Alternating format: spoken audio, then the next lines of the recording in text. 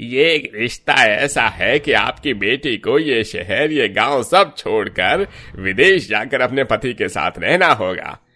पर वहां आपकी बेटी सुखी का जीवन तो जिएगी, लेकिन आपसे मिलने के लिए उसे साल में या 2 साल में कभी एक बार ही आने का मौका मिलेगा। नहीं नहीं माँ, मुझे ऐसी जगह शादी नहीं करनी जहाँ मैं आपसे मिलने ना आ सकूं। मुझे भरा परिवार चाहिए। पंडित जी, कोई ऐसा रिश्ता दिखाओ जहाँ परिवार बड़ा हो, मेरी बेटी सुखी से रह सके। शकुंतला के कहने पर पंडित जी एक तस्वीर उन्हें दिखाते हैं। ये लड़का शहर में रहता है अपने परिवार के साथ, बहुत बड़ा परिवार है, सभी लोग एक साथ रहते हैं। यहाँ भी आपकी बेटी हंसी खुशी रहेगी। अरे इतना बड़ा परिवार है तो किसी चीज की परेशानी तो नहीं होगी मेरी बेटी को। मैं भी चाहता हूं कि मेरी बेटी इस गरीब परिवार से निकलकर किसी अच्छे परिवार में जाए। हाँ पिताजी, ये रिश्ता मुझे भी ठीक लग रहा है। शीतल के इतना कहने पर विनोद और शकुंतला पंडित को रिश्ते की बात आगे बढ़ाने के लिए कहते हैं। कुछ ही दिनों में पंडित दोनों परिवारों में रिश्ते की बात को बढ़ा देते हैं, जिसके चलते लड़के के परिवार वालों को शीतल बहुत पसंद आती है। सब शादी के लिए तैयार हो जाते हैं। मुझे तो यकीन ही नहीं हो रहा कि आज मेरी शादी होने वाली है। तू तो बहुत खुश नसीब है कि तुझे भरा पूरा परिवार मिला है। किसी चीज की परेशानी नहीं होगी। बच्चे पैदा होने के बाद कब बड़े हुए ये पता भी नहीं चलेगा, क्योंकि परिवार अपने आप सब कुछ संभाल लेता है। अरे यही सोचकर तो मैंने इतने बड़े परिवार में शादी की है। शीतल बहुत खुश थी। 7 फेरे लेकर वो अपने पति विजय के साथ विदा होकर अपने ससुराल आ जाती है। चांद के टुकड़े की तरह लग रही है मेरी प्यारी बहू, बहुत सुंदर लग रही हो। आ जाओ घर के अंदर, आओ, तुम्हारा इस घर के अंदर स्वागत है। अरे बहू, अपनी बुआ सास को पहचाना? हाँ माँ जी, पहचान लिया। चलो अच्छी बात है, हमारी बहू तो बहुत समझदार है। शादी के चलते बहुत थक गई होगी तुम। चलो तुम्हारे कमरे में तुम्हें छोड़ आती हूँ। शादी की जो भी रस्में बाकी रह गई वो कल सुबह पूरी कर लेंगे। वैसे कल तुम्हारी पहली रसोई की रस्म भी होनी है। बबली इतना कहकर उसे उसके कमरे में छोड़ आती है। अपने ससुराल के पहले दिन पर तो शीतल आराम करती है। अगले दिन जब सवेरा होता है तो पहली रसोई के लिए वो पूरे परिवार से पहले ही जागकर रसोई में पहुंच जाती है। सभी के उठने से पहले ही कुछ बढ़िया बढ़िया बना लेती हूँ, सब लोग खुश हो जाएंगे। लेकिन ये गैस चूल्हा इतना बड़ा क्यों है? शायद बड़े परिवार की वजह से। कोई नहीं, मुझे ही जल्दी हो जाएगी। शीतल सुबह से रसोई में लगी हुई होती है। उसने सभी के लिए कचौड़ी, रायता, मिक्स वेज की सब्जी, शाही पनीर और मीठे में खीर बनाई होती है। खुशबू तो बहुत अच्छी आ रही है। क्या बनाया है आपने? शिखा इतनी सारी खाने की डिशेस देखकर खुश हो जाती है। ये सब तो बहुत स्वादिष्ट लग रहा है, लेकिन मुझे कहीं भी 21 प्रकार की मिठाइयां दिखाई नहीं दे रही। आपने 21 प्रकार की मिठाइयां नहीं बनाई भाभी? 21 प्रकार की मिठाई? लेकिन 21 मिठाई किस लिए? आपको नहीं पता? ये तो हमारे घर की परंपरा है कि जो भी नई नवेली बहू आती है उसे 21 प्रकार की मिठाई बनानी पड़ती है, और वही मिठाई आए हुए सभी मेहमानों को विदा होने के समय दी जाती है। शिखा इतना बोलकर अपनी माँ पार्वती के पास आती है और उन्हें सब कुछ बताती है। उसके बाद घर की सारी औरतें शीतल के पास आकर उसे 21 प्रकार की मिठाई बनाने के लिए कहती हैं। कोई बात नहीं माँ जी, मैं अभी 21 प्रकार की मिठाई बना देती हूँ। अपनी सास, बुआ, दादी, मौसी सबके कहने पर शीतल फौरन 21 तरह की मिठाई बनाना शुरू कर देती है। ये 21 प्रकार की मिठाई बनाने में बहुत मेहनत लगती है और पसीने में उसकी हालत बुरी हो जाती है। कितनी देर से मैं रसोई में लगी हुई हूँ, किसी ने आकर मेरी मदद भी नहीं करवाई। ऊपर से ये 21 तरह की मिठाई बनाना बहुत कठिन हो गया है।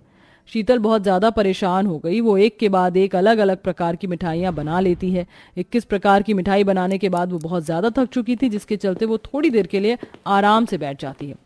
अरे बन गई 21 प्रकार की मिठाई। कब से सारे मेहमान इंतजार कर रहे हैं, चलो मेरे साथ ये मिठाइयाँ लेकर बाहर आ जाओ। बबली के कहने पर शीतल जरा सा भी आराम नहीं कर पाती और फौरन सारी मिठाइयाँ उठाकर बाहर ले आती है और सभी को अपनी सास पार्वती के साथ मिलकर देती है। चलो अच्छा हुआ सारी मिठाई खत्म हो गई और सभी मेहमानों को बट भी गई। अच्छा हुआ मिठाई सभी को पूरी पड़ गई। अगर कम पड़ जाती तो पता नहीं सभी मेहमान क्या सोचते। शीतल अपने कमरे में जाकर आराम करने लगती है और ऐसे ही सारा दिन बीत जाता है और वो आखिर में रात को अपने कमरे में सोने चली जाती है। अगले दिन जब सवेरा होता है तो उसकी ननद उसे उठाने आती है। अरे भाभी, अभी तक सो रही हो? चलो जल्दी से उठ जाओ, आज आपकी मुंह दिखाई की रस्म है, सभी मेहमान आने वाले हैं। हाँ हाँ दीदी, बस अभी आती हूँ। शीतल इतना कहने के बाद नहाकर तैयार होने लगती है। तैयार होते हुए वो अपने आप से कहती है, चलो अच्छा है, आज मुंह दिखाई की रस्म है, आज तो मुझे कोई भी काम नहीं करना होगा, बस आराम से एक ही जगह बैठना होगा। शीतल तैयार होने के बाद अपने कमरे से बाहर हॉल में आ जाती है, जहां वो आराम से एक सोफे पर बैठ जाती है। तभी पार्वती उसके पास आती है और कहती है, अरे बहू, क्या हुआ? तुम यहाँ क्यों बैठ गई हो? रसोई में नहीं जा रही हो? रसोई में क्यों जाना है माँ जी? आज तो मेरी मुंह दिखाई की रस्म है ना। अरे तो मुंह दिखाई की रस्म तो तभी होगी जब सभी मेहमानों को बहू के हाथ की 21 प्रकार की मिठाई खाने को मिलेगी।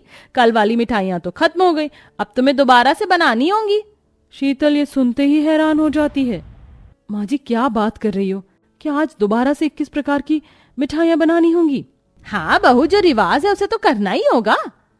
शीतल के ये पूछने के बाद मौसी, बुआ और चाची आपस में बात करते हुए कहती हैं, देख लो, आजकल की लड़कियों को कोई रस्म पूरी तरह से कर ही नहीं सकती। अरे हमारे समय में हम इतनी 21 प्रकार की मिठाई बनाते थे कि कभी किसी ने हमें कुछ नहीं बोला, सब लोगों ने स्वाद से खाई थी। अरे अरे, मैंने अपने हर एक रस्म पर 21 प्रकार की मिठाई बनाई, लेकिन कभी नहीं थकी। ये आजकल की लड़कियां कितना थक जाती हैं। उनकी बातें सुनकर शीतल उदास हो जाती है और चुपचाप रसोई में जाकर सभी के लिए 21 प्रकार की मिठाई बनाना शुरू कर देती है। 21 प्रकार की मिठाइयां बनाते बनाते उसकी कमर दुखने लग जाती है। हे भगवान, मेरी तो कमर दर्द हो रही है। ये किस प्रकार की मिठाई बनाते तो मेरी कमर ही टूटने को हो गई है। कोई बात नहीं, बस आज की और बात है, फिर तो शायद कोई रस्म ही नहीं बची होगी। शीतल ऐसा सोच रही थी, लेकिन जैसा उसने सोचा था ऐसा कुछ भी नहीं हुआ। उसे आगे का भी कुछ पता ही नहीं था। शीतल जैसे तैसे करके 21 प्रकार की मिठाइयां बना लेती है, जिसके बाद वो बहुत ज्यादा थक जाती है। सभी को 21 प्रकार की मिठाई बांटने के बाद वो मुंह दिखाई की रस्म के लिए बैठती है, और मुंह दिखाई की रस्म में भी वो बहुत ज्यादा थकी होती है और उसका चेहरा उतर जाता है। लगता है 21 प्रकार की मिठाई बनाकर बेचारी बहू बहुत थक गई है। काश की ऐसी कोई रस्म ही ना होती। सब लोगों को शीतल के चेहरे पर उसकी उदासी दिखाई दे रही थी, लेकिन कोई कुछ नहीं कह पाया। अगले दिन फिर से चूड़ा उतारने की रस्म आ जाती है। चूड़ा उतार कर शीतल को दूसरा चूड़ा पहनना था। अरे माँ जी, ये चूड़ा तो बहुत सुंदर और प्यारा लग रहा है। खास तुम्हारे लिए ही बनवाया है। चलो, अच्छा है, तुम्हें पसंद आया। अरे बहू, चलो जल्दी से 21 प्रकार की मिठाई बना दो, मेहमानों के आने का टाइम हो गया है। मौसी जी, आज फिर से 21 प्रकार की मिठाइयां बनानी है क्या? जो रीति रिवाज है बहू, से तो पूरा करना ही होगा। चलो जल्दी से अपने हाथों से 21 प्रकार की मिठाई बना दो। अब बेचारी शीतल क्या ही कहती। वो चुपचाप रसोई में गई और 21 प्रकार की मिठाइयां बनाने लगी। लेकिन इस बार 21 प्रकार की मिठाइयां बनाते बनाते बेचारी शीतल बेहोश हो जाती है। जैसे ही उसकी ननद उसे रसोई में बेहोश पड़े हुए देखती है, वो हैरान हो जाती है। सभी को हल्ला मचाकर बुलाती है, जिसके चलते कुणाल फौरन डॉक्टर को बुलाता है। चेकअप करने के बाद डॉक्टर पूरे परिवार से कहते हैं, लगातार बहुत ज्यादा काम करने की वजह से ये बहुत ज्यादा थक गई थी, जिसकी वजह से इनका बीपी लो हो गया और ये बेहोश हो गई। देखिए, आप थोड़ा ध्यान रखना कि इनसे हल्का फुल्का काम ही करवाया जाए। बाकी मैंने इंजेक्शन दे दिया है और दवाइयां भी लिख दी हैं, समय पर दवाइयां दे दीजिएगा। डॉक्टर इतना कहकर चला जाता है, जिसके बाद शीतल को होश आता है। वो पूरे परिवार से कहती है, इतने बड़े परिवार में आने पर मैं बहुत खुश थी, लेकिन अब मुझे कोई खुशी नहीं है। अरे ये कैसी रस्म है जिसमें सिर्फ अकेली बहू ही अपने हाथों से 21 प्रकार की मिठाइयां बनाएगी, और वो भी एक बार नहीं, बार बार। ऐसी रस्में तो बिल्कुल नहीं होनी चाहिए। बहू सही कह रही है, पुरानी प्रथाओं को हम कब तक लेकर चलेंगे। आजकल की लड़कियां तो घर के काम भी नहीं करती, और हमने अपनी नई नवेली बहू के ऊपर इतनी जिम्मेदारियां थोप दी। आज से हमारे घर में ये प्रथा कभी नहीं होगी, और बहू के साथ मिलकर हर कोई काम करवाएगा। इस तरह उनके घर से ये 21 प्रकार की मिठाई बनाने की प्रथा खत्म हो जाती है, जिसके बाद शीतल अपने ससुराल में खुशी खुशी रहने लगती है।